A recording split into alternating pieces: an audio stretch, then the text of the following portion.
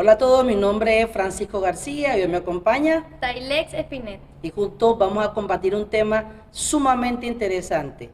El ego, ¿es bueno o es malo? Acompáñanos a conversar y aprender acerca de este tema tan importante. Síguenos.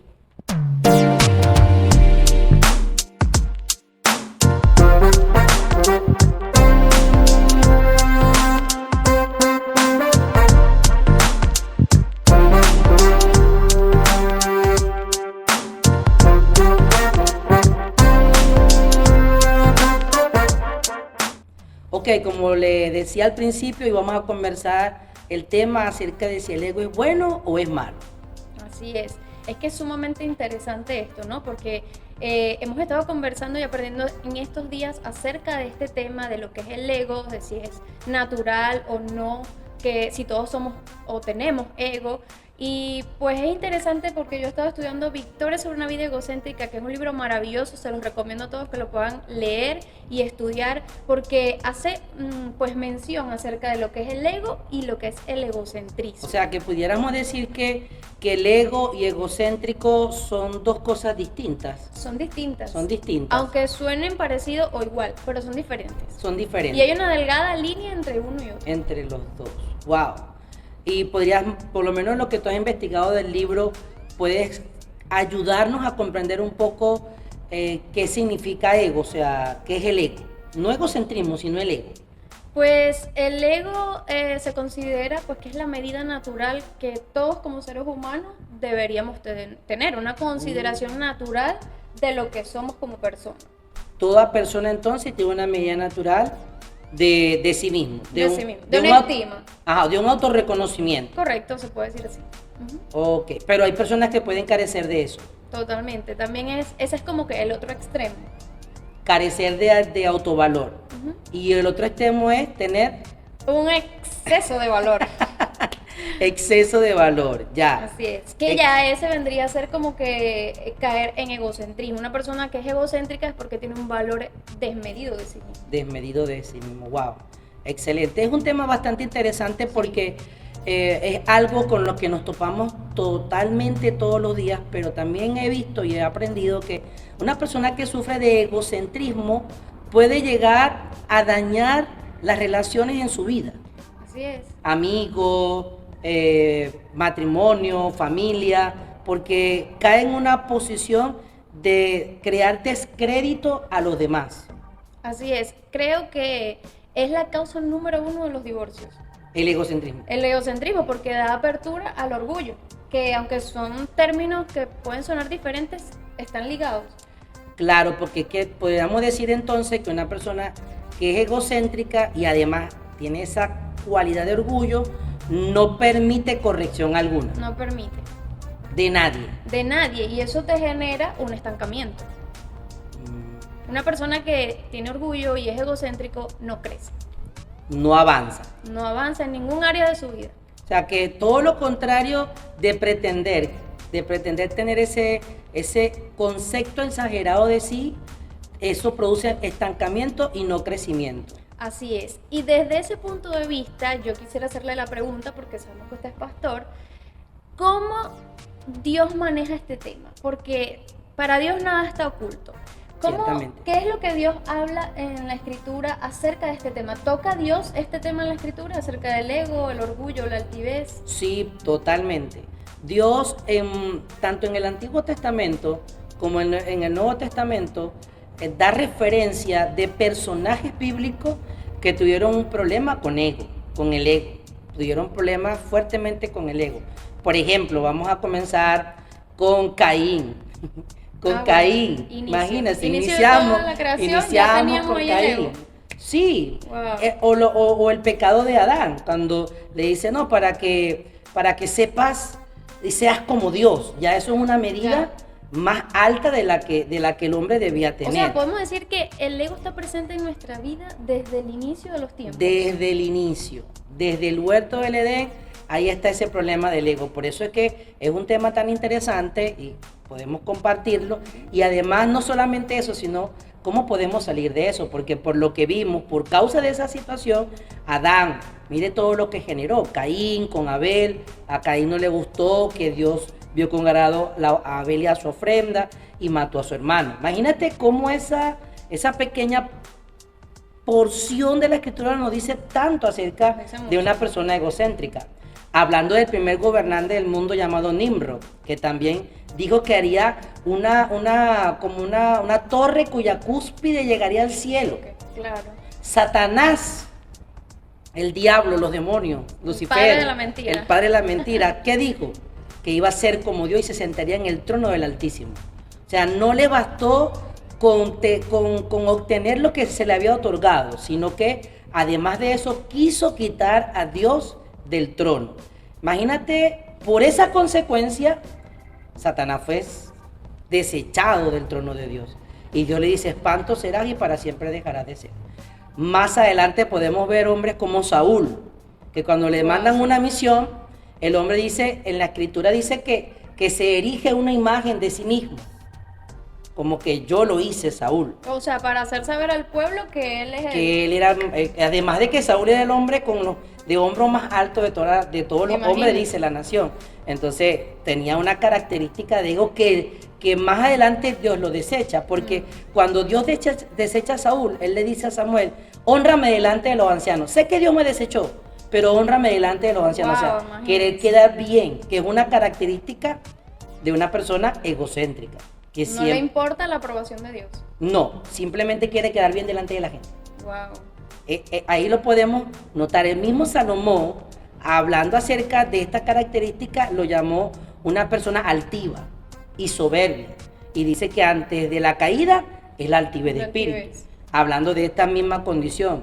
Y el apóstol Pablo, muchísimo más adelante, también le habla a la iglesia de los Corintios acerca de este tema. Y decían, tú dices que yo soy de Pablo, y yo soy de Apolo, y yo soy de Cefas, y ustedes tienen contenciones y disensiones entre ustedes mismos. Entonces le dice, ¿quién somos nosotros? Somos servidores de Dios, imiten nuestra fe.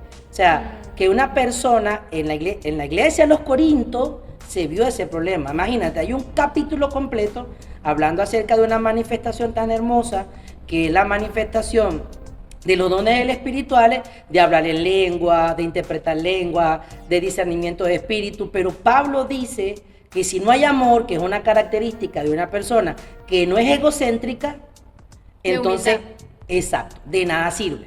Había manifestaciones muy buenas en la iglesia de los Corintios, pero su egocentrismo hacía nulo todo lo que Dios quería hacer con ellos. A ver, cuando hablamos de Pablo fue una persona tremendamente usada por Dios. Ajá. O sea, la escritura misma señala que él hacía grandes milagros, lo picaban las serpientes y no se moría, que sanaba enfermos nada más llevándoles la prenda de vestir de ese enfermo. Esas eran cosas increíbles que pues hoy en día eso no es normal. ¿Cómo usted cree que en cierta medida Pablo haya tenido que luchar con el ego, con el egocentrismo, con ese extremo? Yo creo que sí. No voy a decir sí en su totalidad porque tendríamos que entrar en un tema más de otra índole. Sin embargo, muchos dicen que Pablo tenía una enfermedad que le rogó a Dios muchas veces para que se la quitara. Pero cuando yo leo la escritura, creo que Pablo tenía otro problema. Y creo que el problema de Pablo era que él luchaba con eso, con el ego. Y él le dice a Dios, quítamelo. Como que quítamelo. Y Dios le dice, no. Y le he rogado 2 veces y él le dice, no, bástate mi gracia, porque mi poder se perfecciona en tu debilidad. Eso es un versículo hermosísimo. Demasiado. Y nos sirve mucho. No, y no solamente eso, sino que Pablo dedica un capítulo completo en los Romanos. Y dice, lo que hago no es lo que quiero hacer, y lo que quiero hacer es lo que no hago. El trabalengua de Pablo. El trabalengua de Pablo, correcto. Entonces creo que sí, Pablo en cierta medida, como todos los hombres, han sufrido en algún momento de su vida una medida de egocentrismo. No es una medida natural. Ahora, por eso era que creo que él decía que había un emisario de Satanás que lo bofeteaba todo el tiempo, como que, hey, aterriza, papá. Ajá. Algo así. Interesante. Eso me lleva a una pregunta. ¿Puede Dios usar a una persona que tiene esta condición en su corazón de ser egocéntrico? Sí, porque los dones y los llamamientos de Dios son irrevocables. Entonces Dios te da un don o Dios te hace un llamado y Dios no te lo quita. Aunque yo sea egocéntrica. Tú lo desechas, tú lo dañas, pero Dios no te lo quita. Wow. Lo interesante acá es que cuando tú tienes una actitud de humildad, como dijo Jesús, aprende de mí, que soy manso y humilde de corazón, no solamente estás manifestando una gloria a través de los dones, sino que cuando tú mantienes una actitud de humildad, como dice el Señor, tú estás honrando a Dios. Son dos cosas diferentes. Manifestar una gloria distinta como consecuencia de los dones, a honrar a Dios por un carácter que sea un carácter de humildad. Como te decía hace rato, la iglesia de los Corintios, un capítulo completo, hablaban en lengua, interpretaban las lenguas, diversos géneros de lengua, había don de ciencia, había don de sanidad. Incluso Pablo llega a decir, si aún tú entregas tu cuerpo para ser quemado y no tienes amor, De nada te sirve. de nada te sirve. Increíble. Entonces, puedes manifestar puede haber una manifestación de los dones espirituales y una persona tener egocentrismo, sí, pero no está honrando a Dios. No está honrando a Dios. Y eso nos lleva al versículo que también está escrito, que habla que al altivo Dios lo mira de lejos. A eso iba. Ahí está la manifestación, pero Dios De no lejos. lo está viendo de cerca. Wow. Cuando la Biblia dice que Dios te va a ver de cerca, es como que hay una asociación entre Dios y tú. Dice que Él da gracia a los humildes y Él se asocia con los humildes. Eso significa que Él va de la mano contigo en todo lo que tú haces. Pero al altivo, Dios dice, no estoy contigo. Ya yo te entregué ese don, sí, ya yo te lo di, tú ves cómo lo vas a utilizar y espero que lo uses bien, pero yo no me agrado de lo que estás haciendo, entonces me alejo. Wow. Me alejo. Creo que nadie quisiera tener a Dios lejos. Nadie quiere tenerlo, pero muchos lo tienen. Pero muchos manifestamos eso. De hecho, estoy escuchándolo hablar y estoy recordando todas las veces que he sido orgullosa, altiva y egocéntrica. Todo, yo creo que en algún momento de nuestra vida hemos Pasaba por luchado con algo que tiene que ver con el ¿Qué egocentrismo. recomendación le daría a las personas e incluso a mí para manejar esto una vez que lo identificamos? Cuando identificas el ego, lo primero que tienes que hacer es reconocerlo. O sea, sí, el problema del egocéntrico es que como es algo tan sutil, no logra reconocerlo. No logra reconocerlo porque normalmente este tipo de personas son muy habilidosas, son muy audaces, muy inteligentes, ¿ves? Entonces no logran reconocer que tienen este problemita chiquitito. Problemita chiquito. Entonces primero tienes que reconocer, o sea, si Ok. tú estás siempre viendo a los demás por encima del hombro, así como que yo estoy aquí, tú estás allá abajo, entonces creo que hay un indicio que puede decirnos que hay ego, no ego, egocentrismo, altivez o soberbia. Y cuidado, porque Dios puede estar mirándote de lejos. Lo hizo con Saúl. Saúl Sí, es fue, cierto. conquistó, pero no lo hizo todo. Y cuando el profeta Samuel le habla, él le dice, ciertamente fui y conquisté, pero Samuel le dice, pero la obediencia es mejor que sacrificio. O sea, que si tú quieres como que triturar el ego, necesitas una medida de obediencia. Una medida ¿en qué obediencia? A los principios establecidos por Dios o en alguna organización, en el trabajo o en el hogar, ¿sabes? En el hogar, en el trabajo, en la iglesia, en la Biblia, en la vida. Siempre hay parámetros para direccionarnos. Si tú rompes o te pasas esos parámetros, puedes llegar a tener el egocentrismo. Pero ¿cómo lo matas? Cuando te haces obediente. Como Jesús, que fue obediente hasta la muerte, y muerte de cruz. O sea, la muerte más humillante. Por eso lo hace referencia hasta la muerte y muerte de cruz. Y muerte de cruz. Creo que Dice, nadie más se ha humillado como Jesús. se despojó a sí mismo. Se despojó a sí mismo. De lo que Él es. Sí. De toda su gloria, su grandeza, se despojó. Y se hizo semejante a los hombres. Y estando en condición de hombre, se humilló a sí mismo. O sea, más abajo y más bajo. Ese pasaje es maravilloso. Pero la gente egocéntrica ni se quiere despojar. No.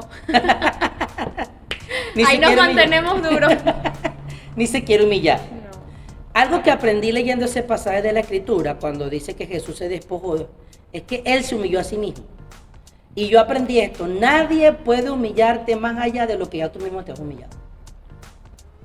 Una buena... Por más que la gente te diga, te hable, te veje, te insulte, estando en una condición clara de lo que tú eres, nadie puede hacerlo. Porque, como tú hablabas acerca de la medida natural, que decía el apóstol Pablo, nadie tenga más alto concepto de sí que el que deba tener, debe tener un concepto de sí claro, pero no mayor ni menor, un concepto de sí que el que deba tener. Esa persona tiene que aprender a reconocer en sí mismo dones, talentos, habilidades que Dios le ha otorgado. Entonces, aunque alguien te diga lo contrario, esa medida natural de fe en lo que Dios te entregó, te hace estar tranquilo. Y eso es lo saludable, ¿no? El hecho de mantener, de pensar de sí mismo con cordura, como igual lo dice ese pasaje, pensar de nosotros mismos con cordura, es decir, que pensar más o menos de eso es una locura. Es una locura. Básicamente eso era lo que nos decía Pablo. Bueno, este tema es sumamente interesante e importante, sobre todo para las personas que son creyentes, ¿no? Estudiamos también una pregunta que es sumamente interesante y creo que ya esta puede ser la última para ir cerrando. ¿Puede ser una persona que ha aceptado a Jesús como el Señor de su vida, una persona cristiana, puede ser o manifestar el egocentrismo? Sí, bastante. Pero yo creo que eso lo vamos a decir en el próximo video. En el próximo video lo vamos a hablar. Y vamos a hablar de las características de una persona egocéntrica. Perfecto, para poder reconocer e identificar. Eso nos va a ayudar a crecer mucho más en este tema. Así que bueno. Si te gustó este tema, chéverísimo. Queremos que nos comentes un poco allí. Además de eso, compártelo con alguien que te gustaría que también aprendiera de este tema. Y de esa manera, juntos vamos a crecer cada día más para así conocer con exactitud cuál es ese propósito y asignación especial que tiene Dios con cada uno de nosotros. Amén, así es. Hasta una próxima entrega.